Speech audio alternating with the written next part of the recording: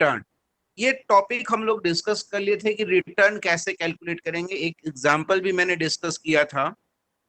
आज थोड़ा सा उससे आगे हम लोग डिस्कस करेंगे। अगर आपको कुछ डाउट होगा तो आप पूछ लीजिएगा, ठीक है? तो मैं आता हूं, ये पोर्टफोलियो सिंपल थोड़ा सा ओवरव्यू दे रहा हूं कि आपको जी समझ सर। में आ जाए।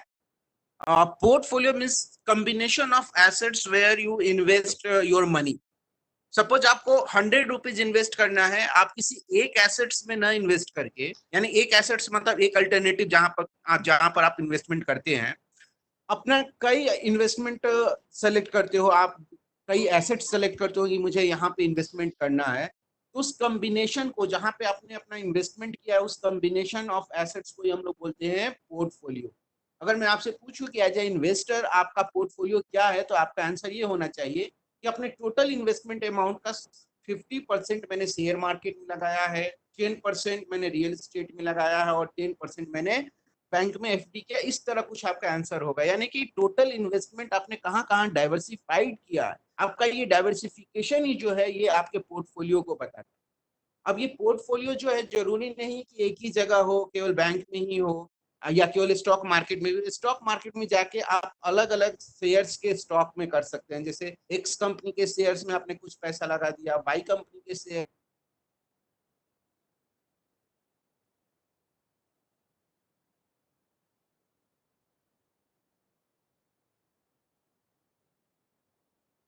पोर्टफोलियो मीन्स कि दो या पोर्टफोलियो बोला जाएगा।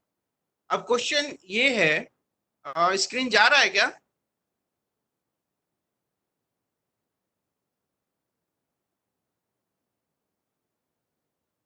सर थोड़ा। स्क्रीन मेरा शेयर हो रहा है? हाँ, स्क्रीन तो शेयर हो रहा है सर, लेकिन इसमें पीपीटी लेकिन टाइप वो का नहीं आ ठीक रहा है। नहीं आ रहा है ना। हाँ हाँ। ठीक है सर, छोटा स्क्रीन में अच्छा आप अब, दिखा लीजिए। रोटेशन में अगर हाँ दिक्कत हो ठीक रहा है है तो ठीक है। छोटा सा ही ये करिए। अब जा रहा होगा, मुझे लग रहा है हाँ, अब जा रहा है, क्लियर है। जा रहा है हाँ ना? आ रहा है, अब आ रहा है। हाँ, दिख रहा हाँ है। तो हम लोग ये पोर्टफोलियो, मैं बस ओवरव्यू दे दूं कि कल लास्ट क्लास में आप नहीं थे। पोर्टफोलियो हम लोग क्यों बनाते हैं, सर। यानी सिंपल क्वेश्चन कि हम अपने फंड को डाइवर्सिफाइड क्यों करते हैं, एक ही जगह क्यों नहीं इन्वेस्ट करते हैं। तो सीधी सी बात है कि जब हम इन्वेस्टमेंट करते हैं तो उससे कुछ रिस्क जो है वो एसोसिएटेड होते हैं। उस रिस्क को हम लोग फाइनेंशियल रिस्क भी बोलते हैं, जो कि दो तरह का होता है। एक सिस्टमेटिक रिस्क होता है, एक अनसिस्टमेटिक रिस्क होता है। सिस्टमेटिक रिस्क को हम कम नहीं कर सकते हैं, वो फिक्स्ड है, सबके लिए है। और अनसिस्टमेटिक रिस्क को हम प्लानिंग करके, मैनेजमेंट करके, बढ़िया से कंट्रोल करके उसको रिड्यूस कर सकते हैं। तो पोर्टफोलियो के थ्रू हम लोग का मेन ऑब्जेक्टिव जो होता है अपने फंड को डाइवर्सिफाइड करने का, वो ये होता है कि टोटल रिस्क को हम रिड्यूस करें और अपने रिटर्न को मैक्सिमाइज किया करें। यही मेन ऑब्जेक्टिव होता है और यही हम इस सब्जेक्ट में पढ़ने की कोशिश करेंगे कि ये काम हम कैसे कर सकते हैं कि अपना इन्वेस्टमेंट करके रिस्क को मिनिमाइज कर ले और रिटर्न को मैक्सिमाइज कर ले। यही मेन ऑब्जेक्टिव है हमारे इस चैप्टर का और हमारे इस सब्जेक्ट।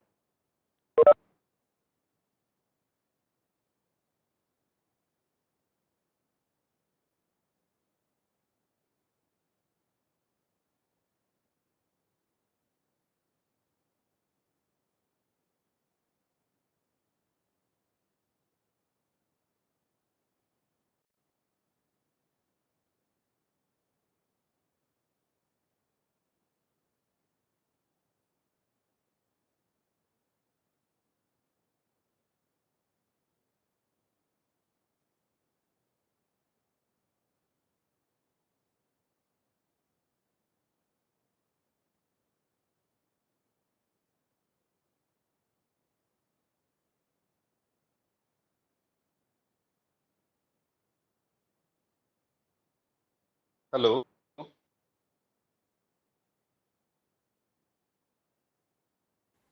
हेलो विशाल सर। सर आपकी आवाज नहीं आ रही है, आवाज नहीं आ रही है। हाँ, हेलो।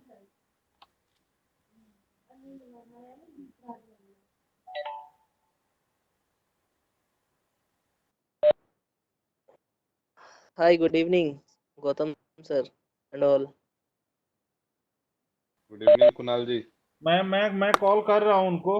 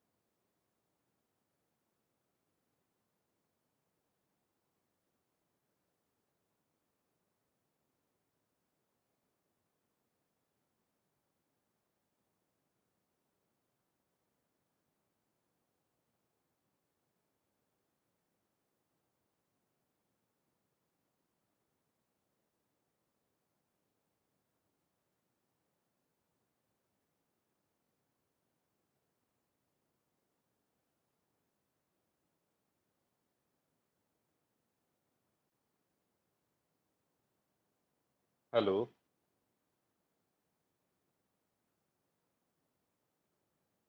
तो हाँ राकेश जी वो आ रहे हैं, और एक बार विशाल सर और एक बार कनेक्ट कर रहे हैं। सर सर मैं फोन किया था उनको, वो और एक बार रिकनेक्ट कर रहे हाँ हैं। जी, जी सर।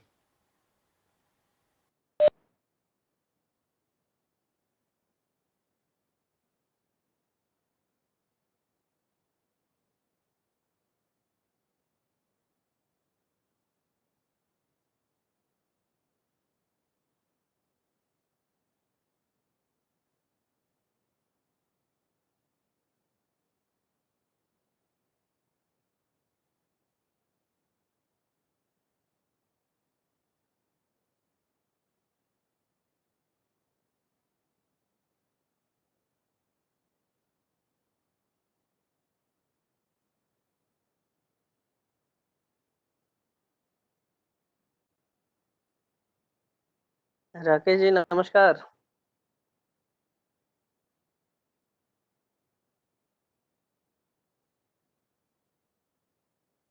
हाँ नमस्कार साहब।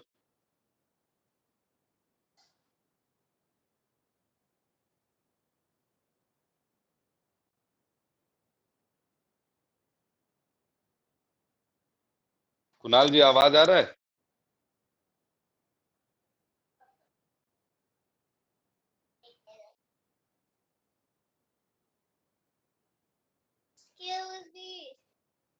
सुनो ना तो हाँ ठीक।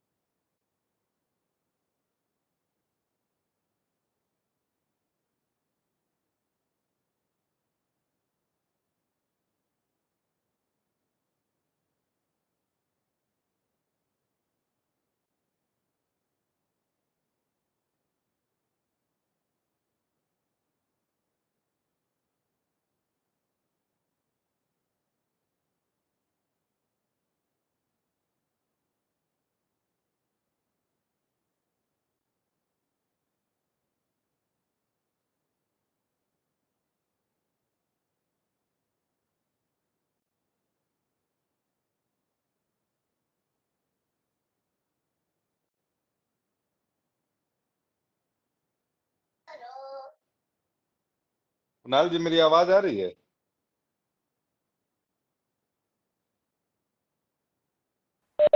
आपका आवाज क्लियर है राकेश जी। सर नहीं पूरा साइलेंट हो जा रहा तो हमको लग रहा है कि विशाल सर आ गए आ गए। आ गए आ सर गए। आ गए, लेकिन अभी तक ऑडियो से कनेक्ट नहीं हुआ है।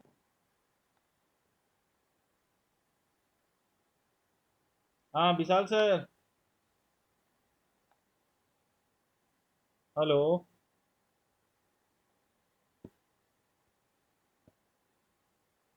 ठीक है, तो ये मैंने एक्सपेक्टेड रिटर्न ऑफ पोर्टफोलियो का फॉर्मूला डिस्कस किया था। कुणाल भी शायद क्लास ज्वाइन कर लिए हैं तो इन्होंने समझा होगा, लास्ट क्लास में थे ये। उसके बाद हम लोगों ने एक न्यूमेरिकल प्रॉब्लम यहाँ पे सॉल्व किया था कि ये प्रोबेबिलिटी है इकोनॉमी की इस तरह आने की, ये स्टेट ऑफ इकोनॉमी ABCD है, ये पॉसिबल रिटर्न है एक्स और वाई का, और इस डेटा के बेसिस पे हम लोगों ने कैलकुलेट किया था कि एक्सपेक्टेड रिटर्न ऑफ एक्स जो है वो 5% है। अगर केवल हम एक्स में पैसा लगाते हैं तो 5% का रिटर्न मिलेगा, और एक्सपेक्टेड रिटर्न ऑफ वाई जो है वो 8% है, यानी कि टोटल अमाउंट जो है हम केवल वाई में इन्वेस्ट करें तो 8% मिलेगा। उसके बाद हम लोगों ने ये माना था कि अगर 50% एक्स में करें तो वेट ऑफ एक्स हो जाएगा 0.50 और वेट ऑफ वाई हो जाएगा 0.50 रिमेनिंग।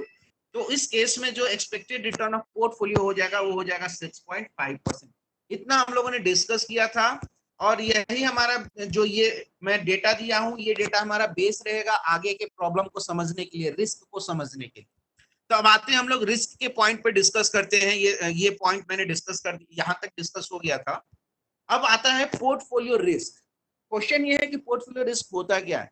तो उससे पहले हम लोग लास्ट सेमेस्टर में पढ़े थे कि इंडिविजुअल सिक्योरिटी का रिस्क क्या होता है, यानी कि एक एसेट्स में अगर हम लोग इन्वेस्ट करें तो उसके रिस्क को हम कैसे डिफाइन करें। तो सिंपली रिस्क जो होता है वो होता है वेरिएबिलिटी फ्रॉम एक्सपेक्टेड रिटर्न। आप जितना सोच रहे हो आपका रिटर्न उससे कितना ऊपर नीचे फ्लक्चुएट हो सकता है, उस रेंज को ही आइडेंटिफाई करना जो होता है वो होता है हमारा रिस्क। लेकिन हम लोग को यहाँ पे अब समझना है कि पोर्टफोलियो रिस्क क्या है। तो अभी हम लोगों ने पोर्टफोलियो रिटर्न कैलकुलेट किया। अब पोर्टफोलियो रिस्क की अगर हम लोग बात करें तो पोर्टफोलियो रिस्क का मतलब ये होगा कि जो आपका एक्सपेक्टेड रिटर्न ऑफ पोर्टफोलियो है वो और कितना ऊपर नीचे वेरी कर सकता है, उसमें वेरिएबिलिटी कितनी है, वो कितना फ्लक्चुएट कर सकता है। जैसे कि अभी आया था इसका आंसर कि इस क्वेश्चन का कि अगर हम पोर्टफोलियो ये कंस्ट्रक्ट करते हैं 50% एक्स में और 50% वाई में, तो आपका एक्सपेक्टेड रिटर्न ऑफ पोर्टफोलियो आ रहा है 6.5%। अब मैं रिस्क की बात करूं तो रिस्क का मतलब ये जो 6.5% है, ये कितना परसेंट और ऊपर और नीचे जा सकता है, उस रेंज को आइडेंटिफाई करना। फॉर एग्जांपल मैंने बोला कि इस इन्वेस्टमेंट में 3% का रिस्क है, तो 3% का रिस्क है, इसका मतलब ये हुआ कि ये 9.5% ऊपर भी जा सकता है और नीचे आएगा तो 3.5% तक घट के नीचे आ सकता है। ये इतने रेंज में इसका जो एक्सपेक्टेड रिटर्न है वो फ्लक्चुएट कर सकता है। इसी को हम लोग रिस्क बोलते हैं, यानी कि एक रेंज जिसमें कि आपका एक्सपेक्टेड रिटर्न जो है वो फ्लक्चुएट करे। अब ये रिस्क मैथमेटिकली हम कैसे कैलकुलेट करते हैं, तो उसके लिए दो टर्म यूज किया जाता है, वो है वेरिएंस और स्टैंडर्ड डेविएशन। तो वेरिएंस और स्टैंडर्ड डेविएशन हम इंडिविजुअल सिक्योरिटीज, इंडिविजुअल एसेट्स के केस में कैलकुलेट करते हैं, लेकिन जब हम पोर्टफोलियो रिस्क के बारे में आएंगे तो हमें वेरिएंस की जगह को वेरिएंस कैलकुलेट करना पड़ेगा। अब देखिए, वेरिएंस जो है वो हम इंडिविजुअल सिक्योरिटी के केस में कैलकुलेट करते हैं, लेकिन हम जब पोर्टफोलियो रिस्क की बात करेंगे तो पोर्टफोलियो के केस में हमें को वेरिएंस कैलकुलेट करना पड़ेगा, और फिर को वेरिएंस को हम अंडर रूट कर देंगे तो यही हमारा स्टैंडर्ड डेविएशन हो जाएगा। लेकिन अब ये क्वेश्चन ये है कि को वेरिएंस क्या होता है। अब को वेरिएंस यहाँ पे को मूवमेंट को बताता है, को मूवमेंट बिटवीन टू सिक्योरिटीज और टू स्टॉक्स। अब ये को मूवमेंट क्या है, तो एक्चुअल में ये डायरेक्शनल मूवमेंट को बताता है कि दोनों एसेट्स का रिटर्न सेम डायरेक्शन में जा रहा है। सेम डायरेक्शन का मतलब दोनों इंक्रीज हो रहा है या दोनों डिक्रीज हो रहा है या एक दूसरे से कोई मतलब ही नहीं। इस मूवमेंट को फाइंड करना ही, इसको मूवमेंट को फाइंड करना ही हमारा क्या होता है, कोवेरिएंस। अब ये जो कोवेरिएंस है ये पॉजिटिव तरीके का हो सकता है, पॉजिटिव कोवेरिएंस हो सकता है, नेगेटिव कोवेरिएंस हो सकता है और जीरो कोवेरिएंस हो सकता है। अब पॉजिटिव कोवेरिएंस का मतलब ये हुआ कि हमारा जो पोर्टफोलियो का रिटर्न है, यानी दो एसेट्स के केस में अगर मैं बात करूं तो दोनों एसेट्स का जो रिटर्न है अगर वो इंक्रीज कर रहा है तो उसके साथ साथ दोनों इंडिविजुअल जो सिक्योरिटीज हैं एक्स और वाई, उनका भी रिटर्न इंक्रीज कर रहा है, यानी कि सेम डायरेक्शन में। या पोर्टफोलियो का रिटर्न डिक्रीज हो रहा है तो दोनों एसेट्स का रिटर्न सेम डायरेक्शन में फॉलो हो रहा है, यानी कि एक्स का भी रिटर्न डिक्रीज हो रहा है और वाई का भी जो रिटर्न है वो डिक्रीज हो रहा है, यानी कि मूवमेंट जो है वो सेम डायरेक्शन में है। और इस मूवमेंट को डायरेक्शनली आइडेंटिफाई करना ही हमारा क्या होता है, कोवेरिएंस। पॉजिटिव कब बोलेंगे कि पॉजिटिव कोवेरिएंस है, इसका मतलब कि दोनों एसेट्स का रिटर्न पोर्टफोलियो के रिटर्न के कंसर्न में सेम डायरेक्शन में मूव कर रहा है, यानी कि पोर्टफोलियो रिटर्न बढ़ रहा है तो दोनों एसेट्स का रिटर्न भी बढ़ रहा है, पोर्टफोलियो का रिटर्न कम हो रहा है तो दोनों एसेट्स का रिटर्न भी कम हो रहा है। अब आता है नेगेटिव कोवेरिएंस कब बोलेंगे, तो नेगेटिव कोवेरिएंस का मतलब ये हुआ कि अगर पोर्टफोलियो रिटर्न बढ़ रहा है, पोर्टफोलियो का रिटर्न बढ़ रहा है, लेकिन उस दो एसेट में से एक एसेट्स का रिटर्न जो था वो इंक्रीज हो रहा था और दूसरे एसेट्स का जो रिटर्न था वो डिक्रीज हो रहा था। इसमें देखिए डिफरेंस आ रहा है, रिटर्न पोर्टफोलियो का रिटर्न एक अलग डायरेक्शन में जा रहा है, लेकिन उन दो एसेट्स में से एक एसेट्स का रिटर्न जो था वो अपोजिट डायरेक्शन में जा रहा है। तो उस केस में जो को मूवमेंट होगा, यानी कि कोवेरिएंस जो होगा, वो उसको हम लोग बोलेंगे नेगेटिव कोवेरिएंस। तो पॉजिटिव सेम डायरेक्शन में मूवमेंट है, नेगेटिव अपोजिट डायरेक्शन में मूवमेंट होगा, यानी कि पोर्टफोलियो रिटर्न का एक इंक्रीज हो सकता है तो उनमें दो एसेट जो थे उसमें से किसी एक एसेट्स का नेगेटिव यानी कि डिक्रीज हो सकता है, तो इसको हम लोग नेगेटिव बोलेंगे। जीरो कोवेरिएंस मतलब इंटरडिपेंडेंट है, दोनों में कोई ऐसा कोई मूवमेंट नहीं हम जज कर पा रहे हैं, कोई कंक्लूजन नहीं निकल रहा है, तो उसको हम लोग जीरो कोवेरिएंस को। समझ में आ रहा है ना, ये थ्योरेटिकल कॉन्सेप्ट है कोवेरिएंस का। टाइप्स तीन तरीके का होता है। अब इसको हम मैथमेटिकली या स्टैटिकली कैसे कैलकुलेट करेंगे, तो उसके लिए यहाँ पे देखिए फॉर्मूला एक सजेस्ट किया गया है कि क्या फॉर्मूला हम लोग यूज करेंगे। लिखा है सीओवी, सीओवी का मतलब यहाँ पे समझिएगा कोवेरिएंस। एक्स एंड वाई, ये एक्स और वाई दो सिक्योरिटीज का कोड है, यानी कि एक सिक्योरिटी का कोड किया गया है एक्स और दूसरे सिक्योरिटी का कोड किया गया है वाई, ये कोडिंग है। आप 1-2 भी कर सकते हैं, यानी कि एक एसेट्स को 1 कर लीजिए, दूसरे एसेट्स को 2 कर लीजिए। आप ए बी कर सकते हैं, यानी एक एसेट्स का नाम ए हो गया, दूसरे एसेट्स का नाम बी हो गया, तो ये कोडिंग है। तो कोवेरिएंस ऑफ एक्स वाई, यानी कि एक्स और वाई दो एसेट्स के बीच कोवेरिएंस कैलकुलेट किया जा रहा है। कैसे, इन समेशन आरएक्स, आरएक्स यहाँ पे पॉसिबल रिटर्न है और माइनस किया expected return of x, expected return of x हम लोगों ने कैलकुलेट किया था, इसको ब्रैकेट में किया और फिर सेम यही चीज रिपीट कर रहा है बट वाई के लिए कर रहा है कि possible return Y minus expected return of Y. और इन दोनों फिगर को, इस दोनों डेविएशन को, डेविएशन इसलिए बोल रहा हूँ कि डिफरेंस है एक्सपेक्टेड से, इन दोनों डेविएशन को ये प्रोबेबिलिटी जो कंसर्न प्रोबेबिलिटी है उससे मल्टीप्लाई कर देंगे और फाइनली सबको ऐड कर देंगे, तो वही हमारा कोवेरिएंस ऑफ एक्स वाई है।